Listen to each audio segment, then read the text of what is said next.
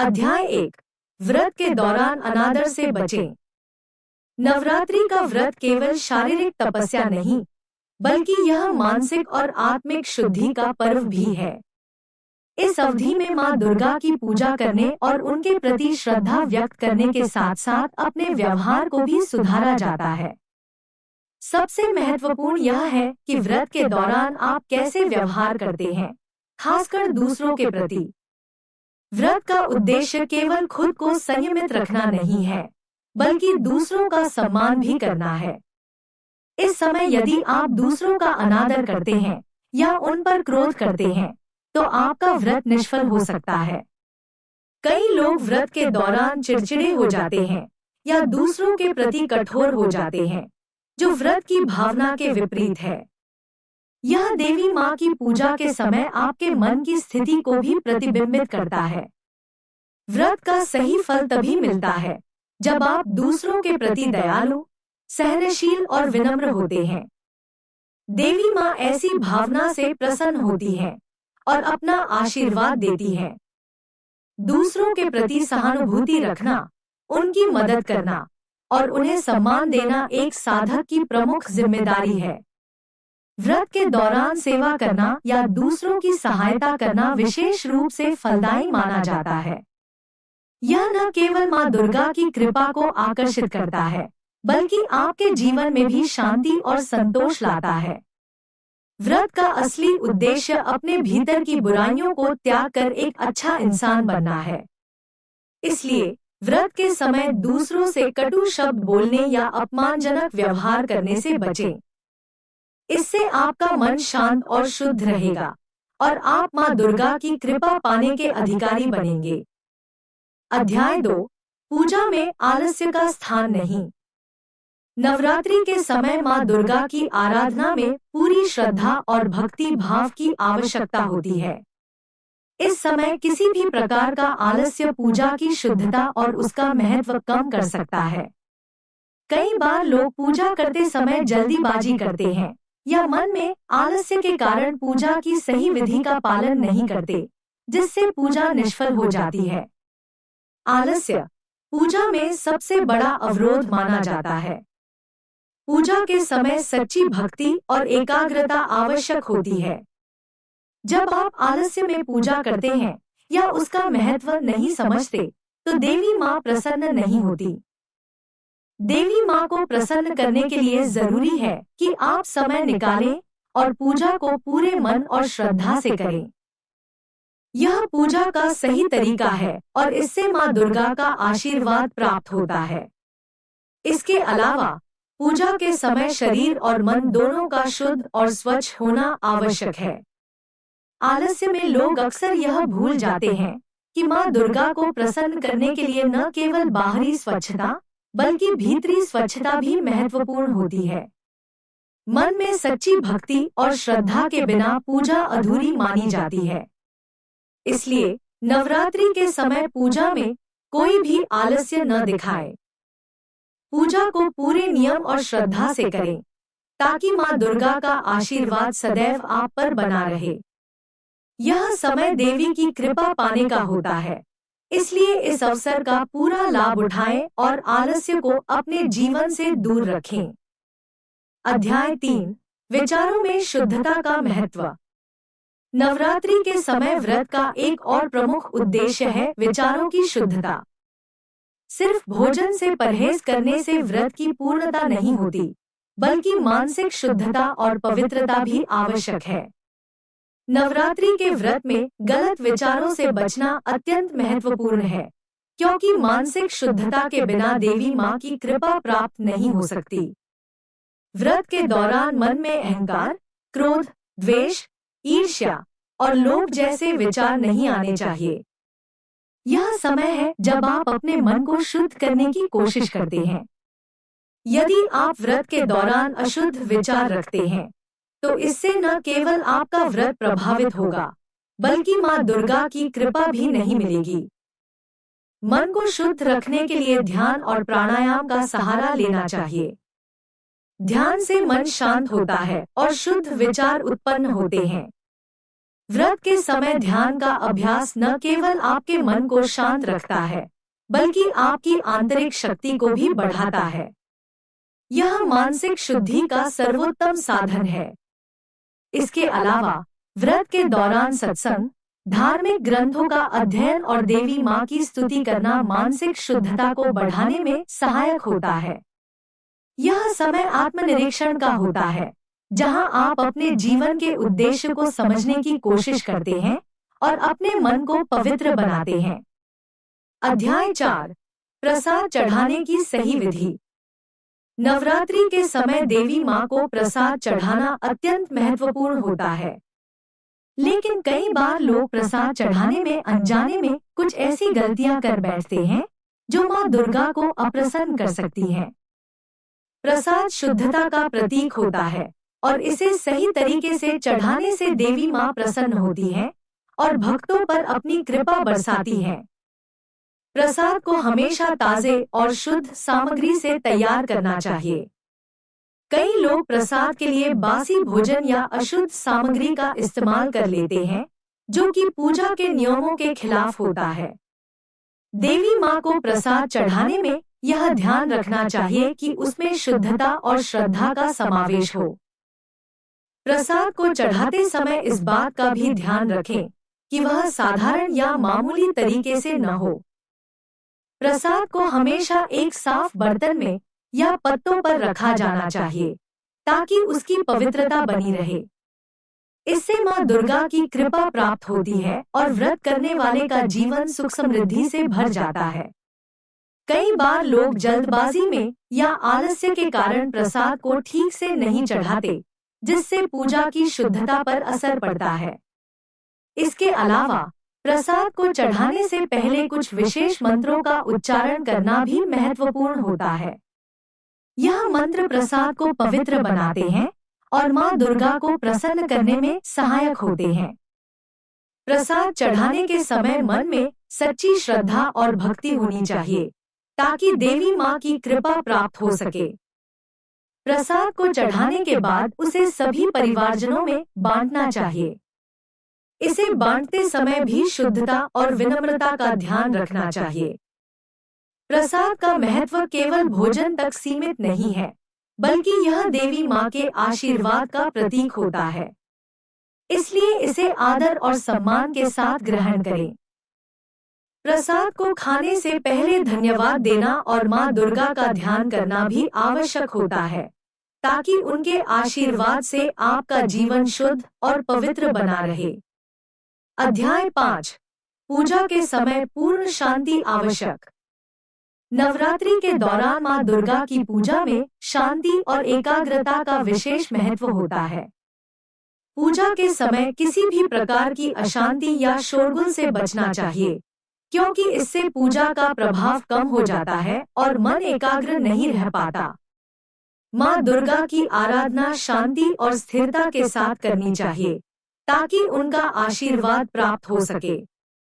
कई बार लोग पूजा के समय जल्दबाजी या लापरवाही से पूजा करते हैं, जिससे पूजा की गहराई कम हो जाती है। शोरगुल और अशांति के बीच की गई पूजा माँ दुर्गा को प्रसन्न नहीं करती। पूजा का समय ऐसा होना चाहिए जब घर में शांति हो, ताकि आप पूरी एकाग्रता से माँ दुर्गा का ध्यान कर सकें। शांति में की गई पूजा न केवल माँ दुर्गा को प्रसन्न करती है, बल्कि साधक को भी मानसिक शांति और संतोष प्राप्त होता है। यह पूजा का सही तरीका है और इससे देवी माँ की कृपा पाई जा सकती है। इसलिए पूजा के समय किसी भी प्रकार के बाहरी हस्तक्षेप से बचें और अपनी पूरी ऊर्जा और ध्यान माँ दुर्गा की आराधना में लगाएं।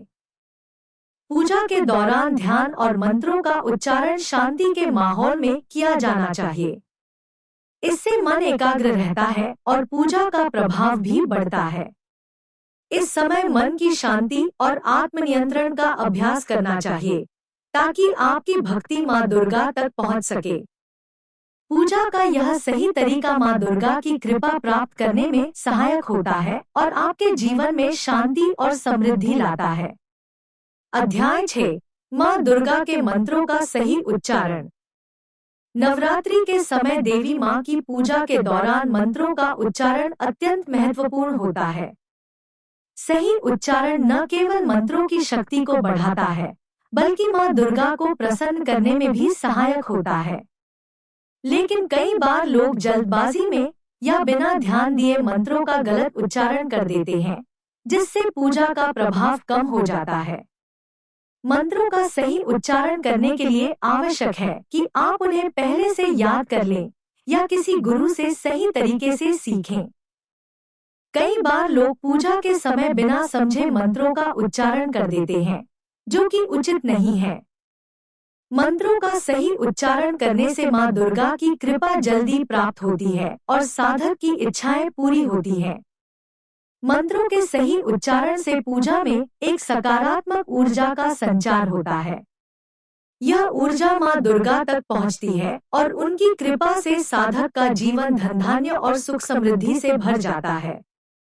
इसके अलावा मंत्रों का सही उच्चारण मन को शांति और स्थिरता प्रदान करता है। मंत्रों को उच्चारित करने से पहले अपनी वाणी को शुद्ध करें। गलत उच्चारण से देवी माँ अप्रसन्न हो सकती हैं, इसलिए मंत्रों को सही तरीके से और ध्यानपूर्वक उच्चारित करना आवश्यक है। मंत्रों के उच्चारण में लय और स्वर का विशेष ध्यान रखें, ताकि उसकी ध्वनि का प्रभाव अधिक हो और वह सीधे माँ दुर्गा तक पहुँचे। अध्याय 7 नवरात्रि में वस्त्रों की शुद्धता का महत्व। नवरात्रि के दौरान वस्त्रों की शुद्धता का विशेष ध्यान रखना चाहिए। पूजा के समय पहनने वाले वस्त्र केवल बाहरी सजावट नहीं होते, बल्कि वे आपकी आंतरिक शुद्धता और भक्ति का प्रतीक होते हैं। इस दौरान शुद्ध और साफ सुथरे वस्त्र पहनने से पूजा की प्रभावशीलता बढ़ जाती है और माँ दुर्गा की कृपा प्राप्त होती है। कई लोग पूजा के समय बिना शुद्ध वस्त्रों के पूजा करने बैठ जाते हैं, जिससे पूजा की पवित्रता प्रभावित होती है। यह देवी माँ के प्रति अनादर का भाव होता है। पूजा के समय शुद्ध और पवित्र वस्त्र पहनना आवश्यक होता है, ताकि आपकी भक्ति माँ दुर्गा तक पहुँचे और उनका आशीर्वाद प्राप्त हो। पूजा के लिए विशेष रूप से सफेद या पीले वस्त्रों को शुभ माना जाता है। इन रंगों के वस्त्र पहनकर पूजा करने से माँ दुर्गा प्रसन्न होती है और आपकी पूजा का फल आपको शीघ्र ही प्राप्त होता है। नवरात्रि के दौरान वस्त्रों की शुद्धता केवल बाहरी स्वच्छता तक ही सीमित नहीं होती, बल्कि यह आंतरिक पवित्रता का प्रतीक भी होती है।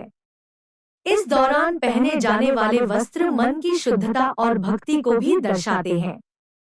विशेषकर जब माँ दुर्गा की पूजा की बात हो, तो शुद्ध वस्त्र पहनने से आपकी आस्था और भक्ति और भी गहरी हो जाती है। इसके साथ ही यह एक तरह से माँ के प्रति सम्मान और विनम्रता का प्रदर्शन भी होता है। शुद्ध वस्त्र पहनने से पूजा के दौरान सकारात्मक ऊर्जा का प्रवाह होता है। यह ऊर्जा आपके चारों ओर एक आभा मंडल का निर्माण करती है, जिससे पूजा का प्रभाव और भी बढ़ जाता है। इसलिए पूजा के समय सफेद, पीले या लाल रंग के वस्त्र पहनने की सलाह दी जाती है, जो शुभता और सकारात्मकता का प्रतीक माने जाते हैं। सफेद रंग शुद्धता का प्रतीक है, पीला रंग ज्ञान और भक्ति का, और लाल रंग शक्ति और माँ दुर्गा की कृपा का प्रतीक है। इन रंगों के वस्त्र धारण करने से पूजा की पवित्रता और उसकी शक्ति कई गुना बढ़ जाती है। नवरात्रि के दौरान पहनने वाले वस्त्रों की शुद्धता को लेकर कुछ धार्मिक नियम भी होते हैं। उदाहरण के तौर पर पूजा के समय नए और बिना धोए वस्त्र पहनने से बचना चाहिए। वस्त्रों को पहनने से पहले उन्हें अच्छे से धो लेना चाहिए, ताकि वे शुद्ध रहें और पूजा का प्रभाव अधिक हो। इसके अलावा पूजा के बाद उन्हीं वस्त्रों को पहने रखना या रोजमर्रा के कार्यों में इस्तेमाल करना भी अशुभ माना जाता है। पूजा के वस्त्रों को अलग से रखा जाना चाहिए और केवल पूजा के समय ही पहना जाना चाहिए। नवरात्रि के दौरान वस्त्रों का यह महत्व सिर्फ व्यक्तिगत शुद्धता तक सीमित नहीं होता, बल्कि यह सामूहिक पूजा में भी एक विशेष स्थान रखता है। परिवार में एक साथ पूजा करते समय सभी सदस्यों के शुद्ध वस्त्र धारण करने से पूजा का फल अधिक मिलता है और घर में सुख समृद्धि का वास होता है। अतः नवरात्रि के दौरान वस्त्रों की शुद्धता को न केवल धार्मिक दृष्टिकोण से बल्कि आध्यात्मिक शांति और समृद्धि की दृष्टि से भी महत्वपूर्ण माना जाता है। अध्याय 8 व्रत के समय भोजन का सही चयन। नवरात्रि के दौरान व्रत रखना अत्यंत पुण्यकारी माना जाता है, लेकिन व्रत के समय खाए जाने वाले भोजन का भी खास महत्व होता है। नवरात्रि के व्रत केवल भूख प्यास से नहीं, बल्कि संयम, शुद्धता और आत्मनियंत्रण का प्रतीक होते हैं। इस दौरान लिया गया आहार न केवल शारीरिक शुद्धता के लिए, बल्कि मानसिक और आध्यात्मिक शुद्धता के लिए भी महत्वपूर्ण होता है। व्रत के दौरान ऐसे खाद्य पदार्थों का चयन करना चाहिए जो सत्वगुणी हो और शरीर के साथ साथ मन को भी शुद्ध करें। इस दौरान तामसिक और राजसिक खाद्य पदार्थों से बचना चाहिए, क्योंकि ये मन में नकारात्मकता और अशांति उत्पन्न करते हैं। उदाहरण के लिए प्याज, लहसुन, मांसाहार और अत्यधिक मसालेदार भोजन का सेवन व्रत के दौरान वर्जित होता है। इसके बजाय हल्का और पवित्र आहार ग्रहण करना चाहिए, जिसमें फल, दूध, मेवे और विशेष व्रत के अनाज जैसे कुट्टू का आटा, सिंघाड़े का आटा आदि शामिल होते हैं। व्रत के समय शरीर की ऊर्जा को बनाए रखने के लिए पोषक तत्वों से भरपूर भोजन लेना चाहिए। खास तौर पर फलों और दूध का सेवन शरीर को आवश्यक ऊर्जा प्रदान करता है और मन को शांति देता है। नवरात्रि के दौरान पानी की अधिकता बनाए रखना भी महत्वपूर्ण होता है, ताकि शरीर में जल की कमी न हो और आप ऊर्जा से भरपूर रहें। इसके अलावा व्रत के दौरान संयम और आहार का संतुलन भी आवश्यक होता है। कई लोग व्रत के समय अत्यधिक भोजन या तली भुनी चीजों का सेवन करते हैं, जो स्वास्थ्य के लिए हानिकारक हो सकता है। व्रत का सही उद्देश्य शरीर और मन को शुद्ध करना होता है, इसलिए हल्के और सात्विक भोजन का सेवन करना ही उचित होता है। यह न केवल शरीर को शुद्ध करता है, बल्कि आत्मा को भी शांति और संतोष प्रदान करता है। अध्याय 9 नवरात्रि के दौरान दान पुण्य का महत्व। नवरात्रि के दौरान दान और पुण्य का विशेष महत्व होता है। इस समय किए गए दान पुण्य को अत्यंत पुण्यकारी और फलदायक माना जाता है। देवी माँ की कृपा प्राप्त करने के लिए इस दौरान दान करना अत्यधिक महत्वपूर्ण होता है, क्योंकि यह आत्मशुद्धि का प्रतीक होता है और समाज में जरूरतमंदों की सहायता करता है। नवरात्रि में दान के रूप में अनाज, कपड़े, धन और जरूरतमंदों को भोजन देना अत्यंत पुण्यकारी माना जाता है। इस दौरान ब्राह्मणों और गरीबों को भोजन कराना, वस्त्र दान करना और विशेषकर कन्याओं को सम्मानपूर्वक भोजन कराना एक महान कार्य माना जाता है। यह देवी माँ की विशेष कृपा प्राप्त करने का माध्यम बनता है और साधक के जीवन में समृद्धि और सुख का संचार करता है। दान करने से व्यक्ति के कर्मों का शुद्धिकरण होता है और उसका आध्यात्मिक विकास होता है। नवरात्रि के समय किए गए दान को कई गुना अधिक फलदायी माना जाता है, क्योंकि यह माँ दुर्गा की आराधना का महत्वपूर्ण हिस्सा होता है। अध्याय 10 नवरात्रि के दौरान ध्यान और साधना का महत्व। नवरात्रि केवल उपवास और पूजा का पर्व नहीं है, बल्कि यह आत्म साधना और ध्यान के माध्यम से आत्मा को शुद्ध करने का अवसर भी है। इन 9 दिनों में ध्यान और साधना को विशेष महत्व दिया जाता है, क्योंकि यह समय देवी शक्ति की उपासना का होता है। इस दौरान साधक अपने मन को एकाग्र कर देवी माँ की कृपा प्राप्त करने की चेष्टा करता है। ध्यान और साधना के माध्यम से साधक अपनी आत्मा को शुद्ध करता है और अपने जीवन में आंतरिक शांति और संतुलन प्राप्त करता है। नवरात्रि के समय ध्यान का उद्देश्य केवल मानसिक शांति प्राप्त करना नहीं होता, बल्कि यह आध्यात्मिक उन्नति का मार्ग भी प्रशस्त करता है। इस समय देवी माँ की ध्यानावस्था में साधक को अपनी आंतरिक ऊर्जा को जागृत करने और अपनी आत्मा से जुड़ने का अवसर मिलता है। ध्यान और साधना के माध्यम से व्यक्ति अपने भीतर की शक्ति को पहचानता है और उसे देवी शक्ति के साथ संरेखित करता है। नवरात्रि के दौरान सुबह और शाम के समय ध्यान करने की परंपरा है, क्योंकि इस समय वातावरण शांत होता है और मन को एकाग्र करना आसान होता है।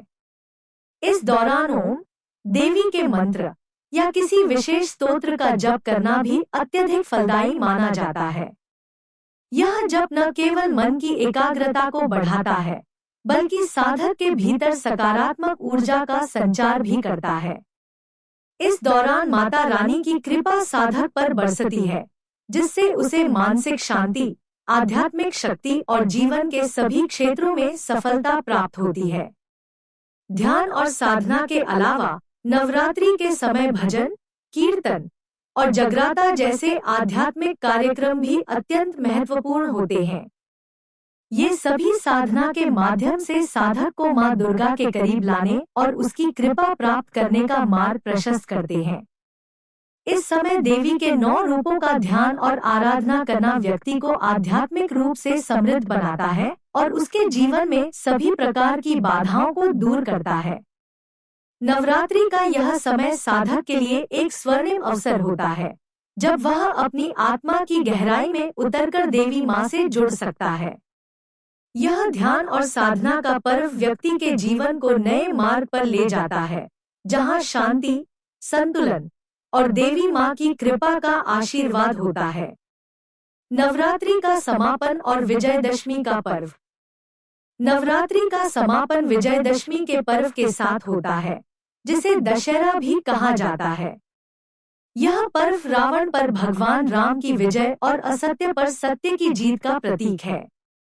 नवरात्रि के 9 दिनों तक देवी मां की आराधना करने के बाद 10वें दिन विजयदशमी का पर्व मनाया जाता है, जो व्यक्ति को यह सिखाता है कि अपने जीवन में हर प्रकार की बुराई को परास्त करना संभव है यदि हम सच्चाई, भक्ति और धैर्य के मार्ग पर चलें। विजयदशमी के दिन मां दुर्गा को विशेष रूप से विदाई दी जाती है। इस दिन देवी के प्रतिमाओं का विसर्जन किया जाता है, जो इस बात का प्रतीक है कि देवी मां हमारे जीवन में स्थायी रूप से रहती हैं और हमें मार्गदर्शन करती रहती हैं। यह पर्व हमें सिखाता है कि हमारे जीवन में जब भी कठिनाइयां आएं, हमें देवी मां की आराधना और उनके प्रति अपनी आस्था को कभी नहीं छोड़ना चाहिए। विजयदशमी के साथ नवरात्रि का समापन एक नई शुरुआत का संकेत देता है। यह पर्व हमें यह सिखाता है कि जब भी हम अपने जीवन में बुराई, असत्य और अधर्म का सामना करते हैं, हमें मां दुर्गा की तरह शक्ति और धैर्य के साथ उनका सामना करना चाहिए। विजयदशमी का यह पर्व हमारी आत्मा को शुद्ध करता है और हमारे जीवन को सकारात्मकता से भर देता है।